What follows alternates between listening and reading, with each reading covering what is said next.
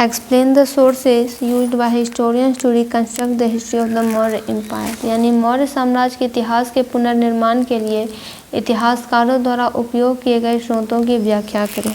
Answer हो जाएगा कि इतिहासकार मौर्य साम्राज्य के इतिहास के पुनर्निर्माण के लिए विभिन्न स्रोतों का उपयोग करते हैं, जिनमें शामिल है पहला, पुरातात्विक स्रोत।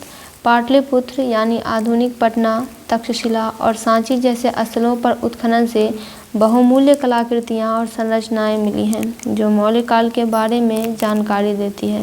फिर है साहित्यिक स्रोत। कौटिल्य यानी चाणक्य द्वारा लिखित अर्थशास्त्र, मेगास्थनीज, मौर्य दरबार में एक यूनानी राजदूत द्वारा लिखित इंडिका और विभिन्न पुराणों जैसे प्राचीन ग्रंथों में मौर्य साम्राज्य के प्रशासन, अर्थव्यवस्था और समाज के बारे में जानकारी है।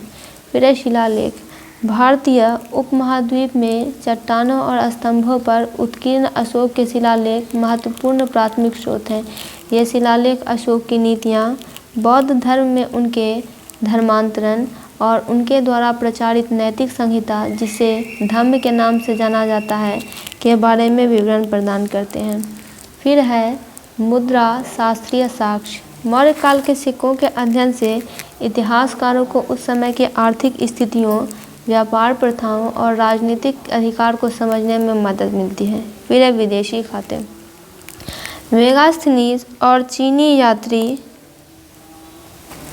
यात्री फैक्सियन जैसे विदेशी यात्रियों और इतिहासकारों के खाते मौर्य साम्राज्य पर मूल्यवान बाहरी दृष्टिकोण प्रदान करते हैं। ये स्रोत सामूहिक रूप से इतिहासकारों को मौर्य साम्राज्य के राजनीतिक, आर्थिक और सामाजिक और सांस्कृतिक पहलुओं को एक साथ जोड़ने में मदद करते हैं।